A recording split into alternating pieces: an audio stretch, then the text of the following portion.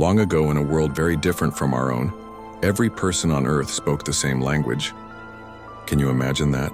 No translation apps, no misunderstandings, just pure, perfect communication between all people. It was humanity's golden age of unity.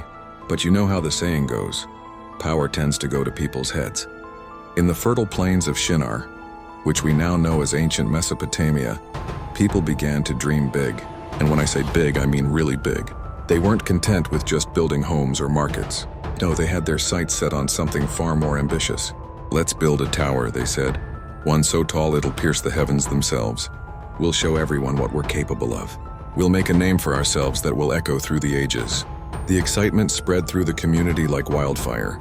Everyone pitched in, some making bricks, others gathering materials, all working in perfect harmony thanks to their shared language. But here's where the story takes an interesting turn. You see, this wasn't just about architecture or engineering prowess. The tower represented something deeper, something more problematic. These people were essentially saying, we don't need to spread out across the earth as God commanded. We don't need divine guidance. We can reach heaven on our own terms.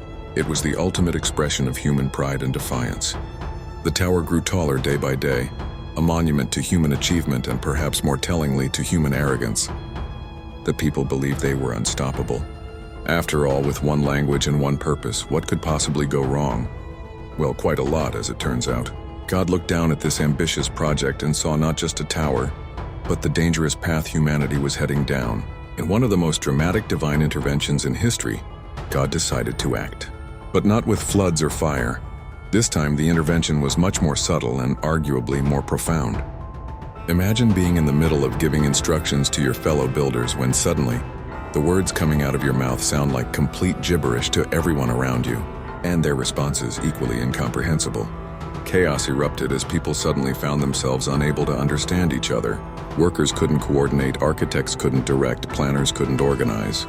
The once unified workforce dissolved into confused, separate groups, each speaking their own distinct language.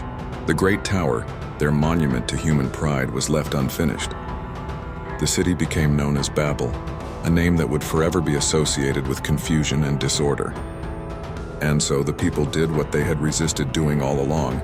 They scattered across the face of the earth, forming different nations, cultures, and languages. What they had feared and tried to prevent through their tower building actually came to pass because of it.